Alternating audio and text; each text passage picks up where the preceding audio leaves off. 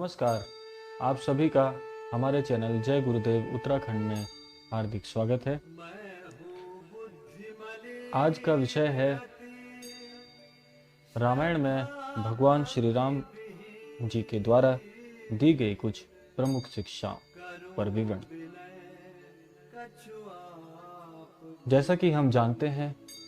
कि रामायण हमारे हिंदू धर्म में एक बहुत बड़ा महाकाव्य है, जिसमें प्रभु श्री राम के द्वारा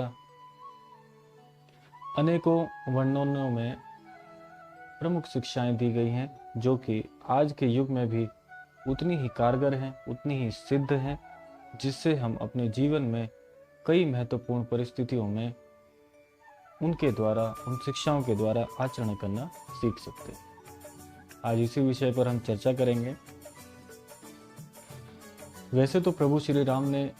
समस्त रामायण में और विविध जो घटना चक्र रामायण में आए हैं उन पर अपनी अपनी प्रतिक्रिया देते हुए समाज को एक बहुत ही अच्छा संदेश दिया है। लेकिन आज का जो विषय है उसमें हम सुख दुख में जो सामान्य जन साधारण है उसको कैसा व्यवहार करना चाहिए, इस पर चर्चा करेंगे। प्रभु श्री राम ने सुख और दुख के ऊपर कई सारी शिक्षाएं दी हैं, जिनमें से जो प्रमुख शिक्षा है वह है सुख और दुख में मनुष्य को किस प्रकार से आचरण करना चाहिए। देखिए, हम जानते हैं कि सुख और दुख जीवन के दो परस्पर विपरीत पहलू हैं। जैसा कि हम जानते हैं कि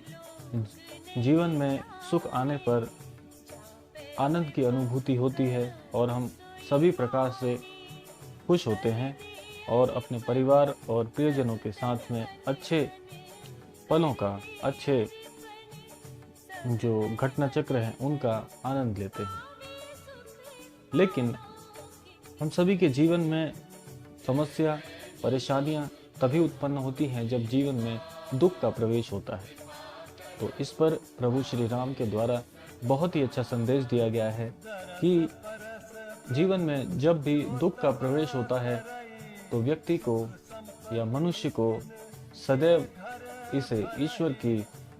मंशा मानकर स्वीकार करना चाहिए। देखिए, हम सब जानते हैं कि बचपन से एक बात हम सभी ने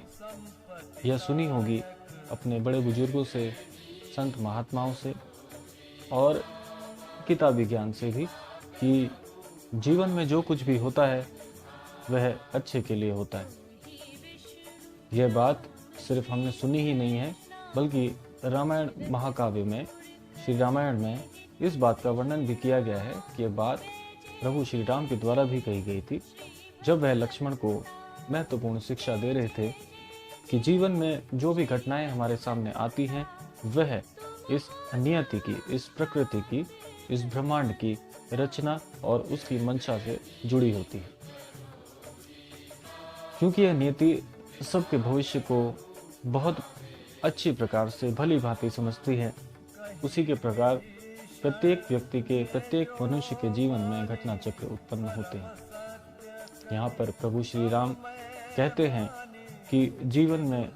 जो भी, चाहे वह सुख हो या दुख हो, उसे ईश्वर की इस नियति की मंशा मानकर स्वीकार करना चाहिए।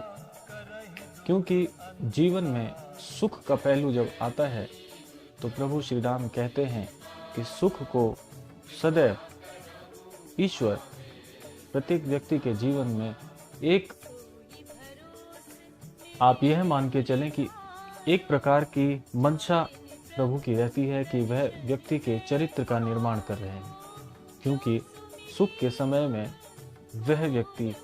दूसरों की मदद कर सकता है, वह इतना सक्षम होता है कि अन्य लोगों को भी अपने इस सुखी पहलू से एक अच्छाई बांट सकता है,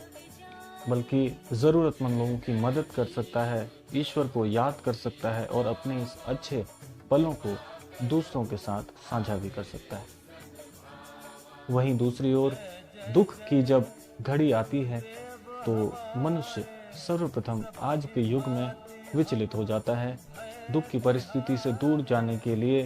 यत्न करता है, प्रयत्न करता है और सदैव चाहता है कि ये दुख जीवन में ना आए। यहाँ पर प्रभु श्री राम लक्ष्मण को यह बात भी समझाते हैं कि दुख ईश्वर की जो मंशा होती है, दुख के पीछे, दुख देने के पीछे, वह व्यक्ति के संयम का परीक्षण करती है।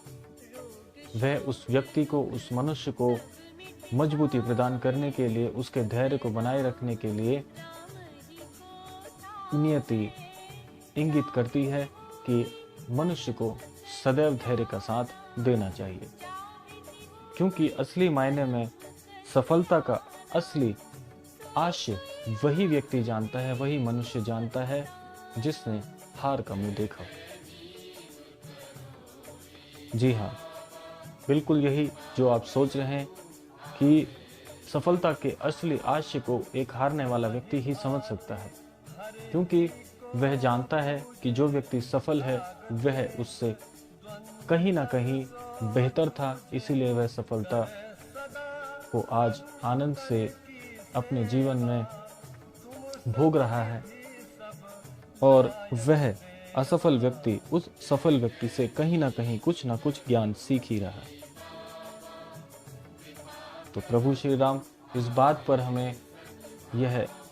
जोर देने के लिए कह रहे हैं कि आप सुख और दुख दोनों को भली प्रकार से जांचिए, परखिए और उस पर ईश्वर की मंशा का मंथन कीजिए कि ईश्वर जो भी कर रहे हैं वह हमारी भलाई के लिए है, क्योंकि जीवन परिवर्तनशील है। आज सुख है तो कल दुख आएगा, यह तय है। और अगर आज दुख है तो कल यह चक्र घूमकर फिर से सुख की ओर आपको लेके आएगा। आपके जीवन में सुख का प्रवेश भी होगा, यह इस बात की ओर इशारा करता है। तो आज के लिए अपने शब्दों को मैं यहीं पर विराम देता हूँ। आप सबको यह वीडियो कैसा लगा कृपया कमेंट बॉक्स में अवश्य बताएं, और जो लोग अभी तक हमारे चैनल से नहीं जुड़े हैं कृपया हमारे चैनल से जुड़ें और जीवन में इसी प्रकार से अपने ज्ञान को वर्धन करें और